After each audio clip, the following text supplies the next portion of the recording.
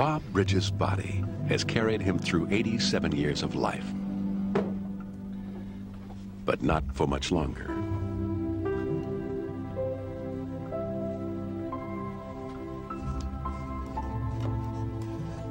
Time has worn Bob's body out.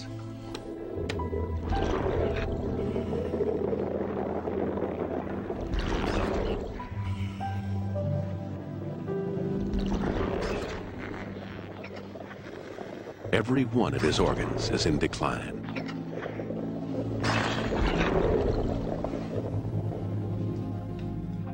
Our bodies have evolved to last only long enough to pass our genes to the next generation. Once we have reproduced and reared our children, we are all dispensable. Bob fulfilled his biological purpose long ago. He's living on borrowed time.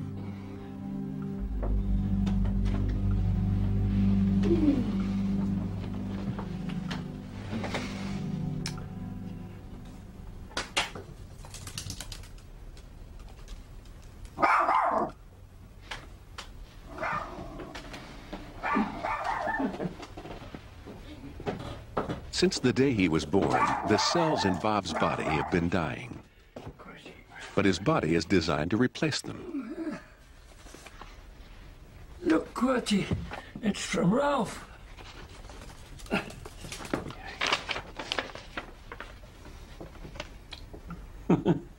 Ralph. Right.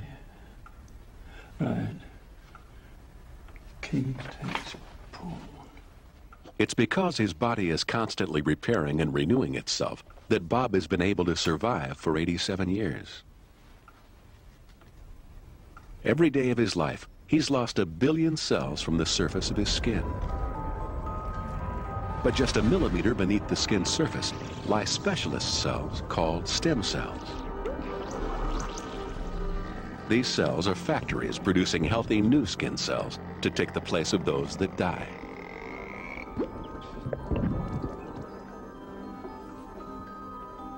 Bob has different kinds of stem cells all over his body.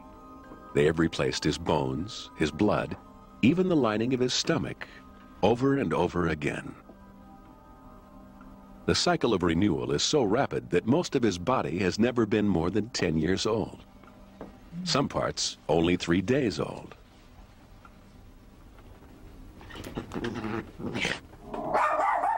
Fancy the West Beach today?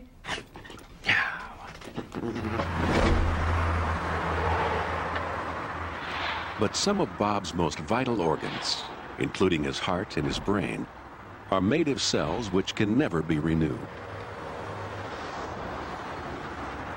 These cells have suffered almost 9 decades of toxic damage. They have been attacked by pollution and ultraviolet light. But even in the cleanest environment, cells get damaged because they generate their own pollutants.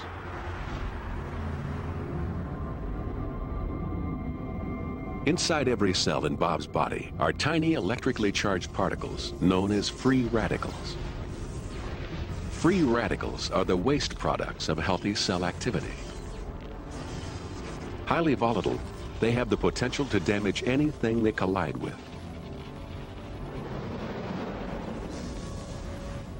At the heart of the cell is its blueprint, its DNA. It's struck by free radicals around 10,000 times a day. Usually, the DNA repairs itself, but on very rare occasions, the repair process fails.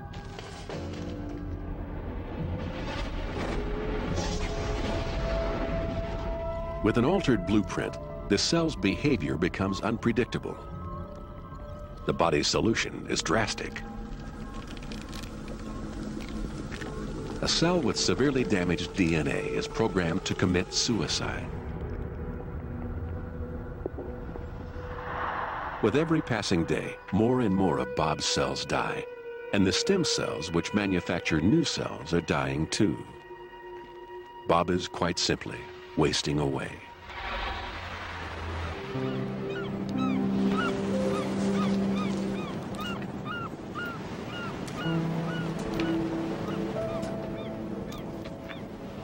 It's the cumulative effect of cells dying all over his body, which is taking its toll on the quality of Bob's life.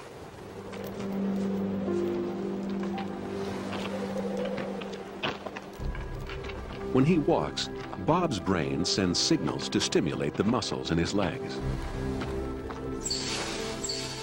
But in his spinal cord, free radicals have killed off nerve cells. Connections have been broken. Signals can no longer get through. Bob's leg muscles have grown weaker.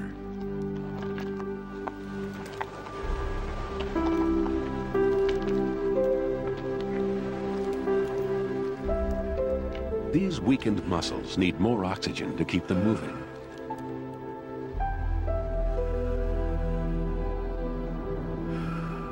But Bob's breathing apparatus from his windpipe to his lungs is not what it was. He's lost 1/6 of the delicate surface which absorbs oxygen into his blood. His breathing is shallow and inefficient.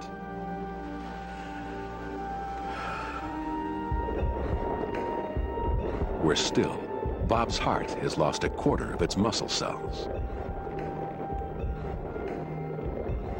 Less and less oxygen is being pumped to his legs.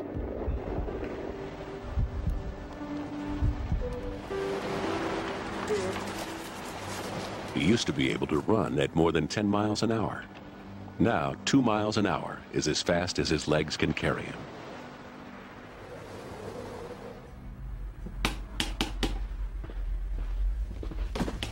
Oh, it's Grandad. Morning, Dad. Morning. What's this then, Simon? Reward for helping me with a new stock. Would never happened in my day. You only sold typewriters. So you think you need the practice then, do you?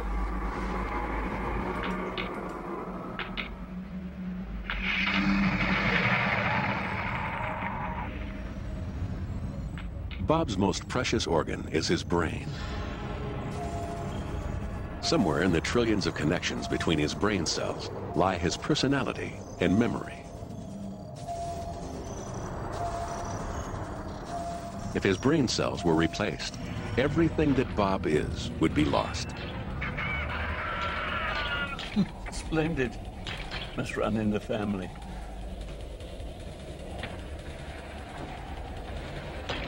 It's not that brain cells don't die. Free radicals, and even the odd bump on the head, have contributed to Bob's brain losing 50,000 cells each day of his life. But because we're born with many more brain cells than we ever use or need, the effects of a shrinking brain take a long time to show.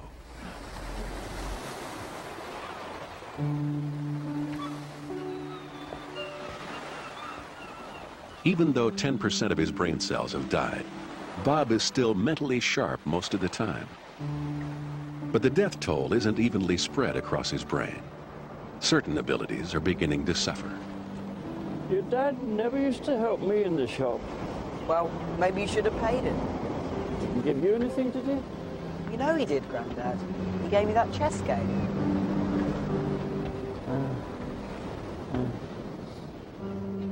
Deep in Bob's brain is an area called the hippocampus.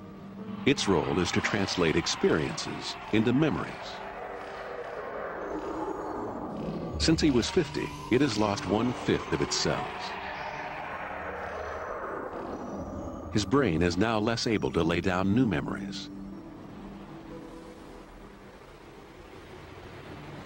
This may explain one of the paradoxes of old age, that Bob can't remember recent events as well as he can recall experiences from his distant past.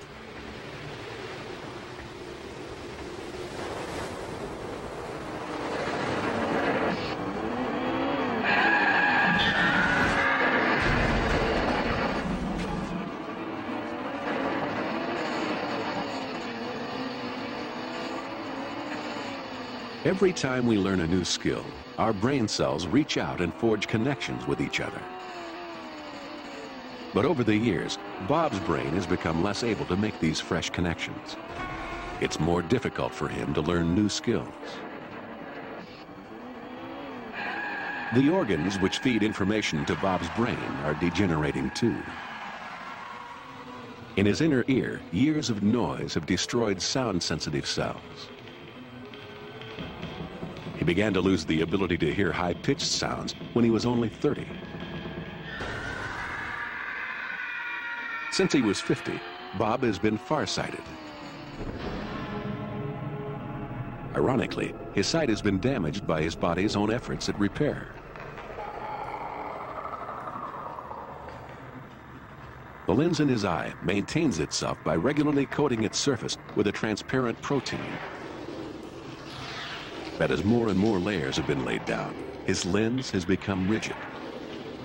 And a rigid lens is more difficult to focus.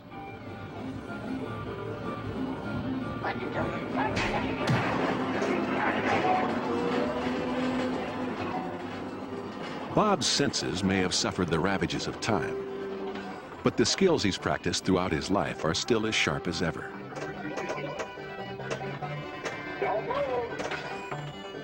When connections between brain cells are used repeatedly, the connections themselves stay strong.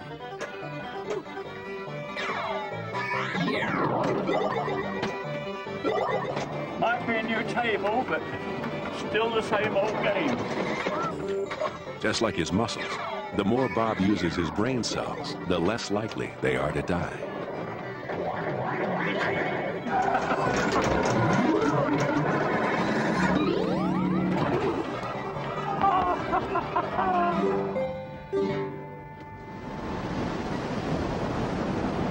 See you tomorrow.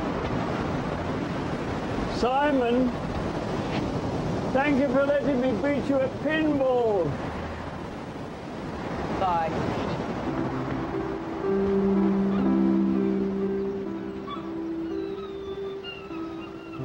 Bob has kept himself alert and alive for nearly 90 years. But the truth is, that's far longer than humans were designed to survive. And now, Bob's losing his grasp on life.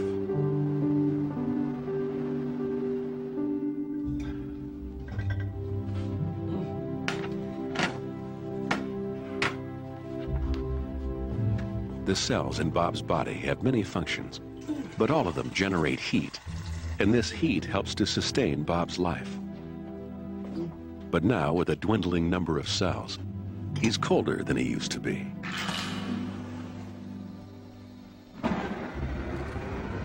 Even worse, Bob is less able to conserve his body heat. Our temperature is controlled by the blood vessels in our skin. When we're hot, they expand to give out excess heat. When we're cold, they constrict to divert blood and heat into the core of our bodies. But Bob has lost this ability. Even though he's cold, the blood vessels in his hands are still losing heat to the outside world. Like old pipes coated with deposits, his vessels are coated with fat and calcium. His central heating system is no longer working as it should.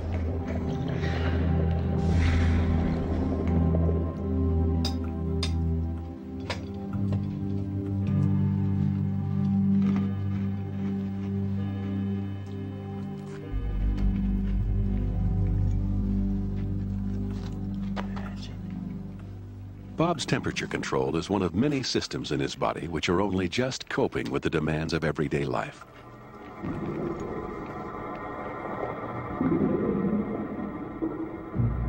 In Bob's stomach, his lunch is broken down by digestive acid. His stomach shields itself from this acid with a cellular lining.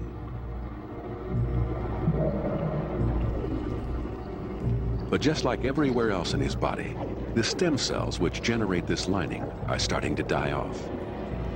Bob doesn't know it, but his stomach wall is getting threadbare and open to acid attack.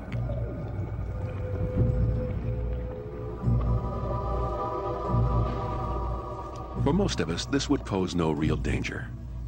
But in Bob's increasingly fragile state, it could easily become life-threatening.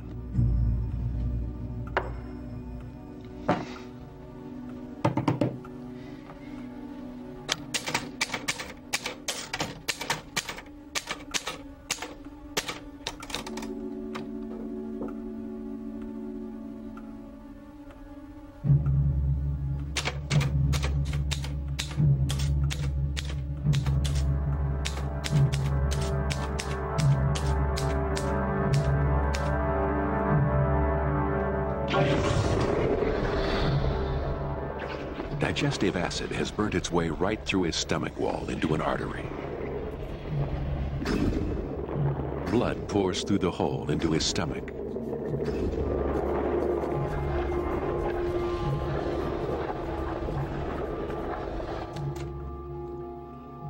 But all Bob feels is a little queasy and lightheaded. Not feeling too good, QWERTY. I think I'll have a little lie down.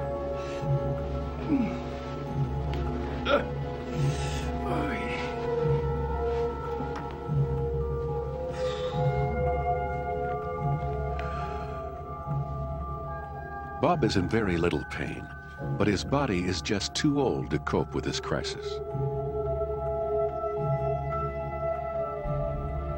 If he were a younger man, his perforated artery would instantly constrict to slow the loss of blood.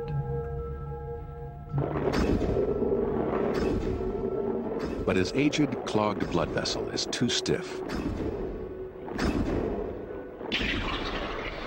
Pints of blood are pouring into his stomach.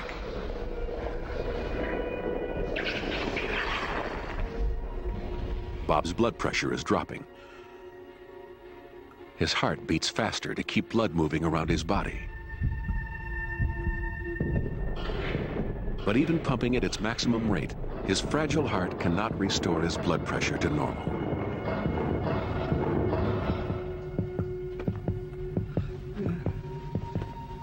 Not now, QWERTY. Not now. For Bob, this is the beginning of the end.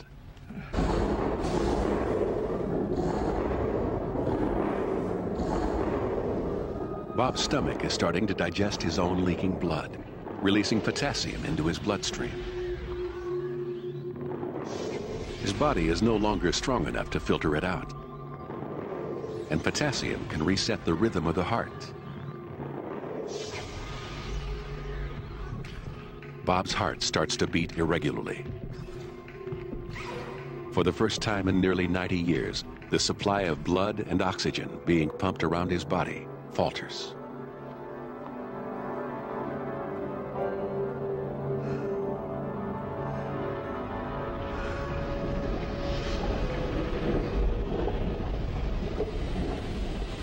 The most devastating impact is on his brain. For all its power, the brain is a fragile organ. It needs constant and plentiful supplies of oxygen. It's vulnerable to the slightest drop in blood flow.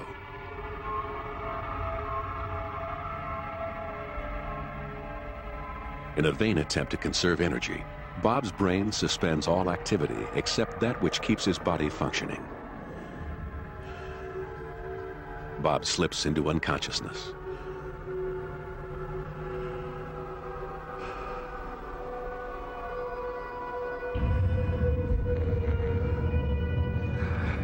His heart is pumping so little blood, it can no longer support its own beat.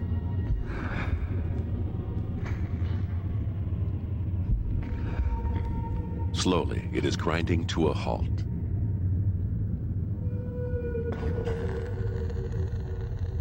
The traffic of blood around Bob's body has ceased. Death is now inevitable. Though Bob is still breathing, there is no oxygen getting to his cells. The cause of each death is as individual as the life which preceded it. But the order in which the body shuts down is always the same. The first cells to die are in the brain. As death approaches, they release waves of morphine-like chemicals called endorphins, which blot out any anxiety or pain. Dying cells in his visual cortex start to fire off signals at random. Although his eyes are shut, it's as if he's seeing. This may explain the tunnel of light which many people report when brought back from the brink of death.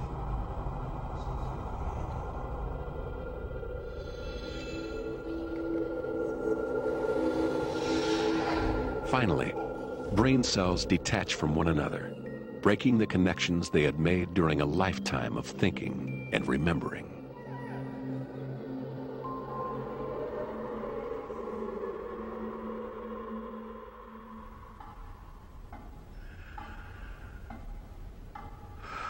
Bob's brain is dead. Now, all remaining body function ceases.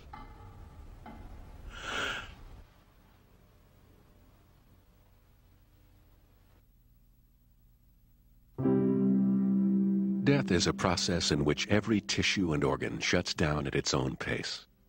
Bob's body will continue making skin cells for several minutes. His muscles will live on for hours, but eventually these too will stop.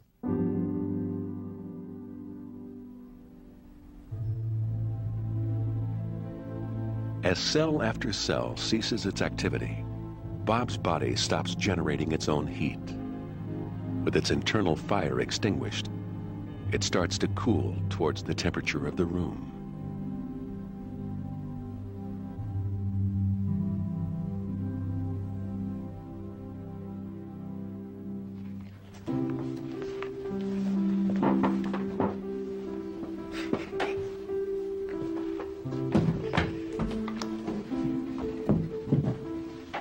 Bob is dead, but he still has a biological presence. The blueprint for his cells, his DNA, has been passed down to his son, and from his son to his grandson.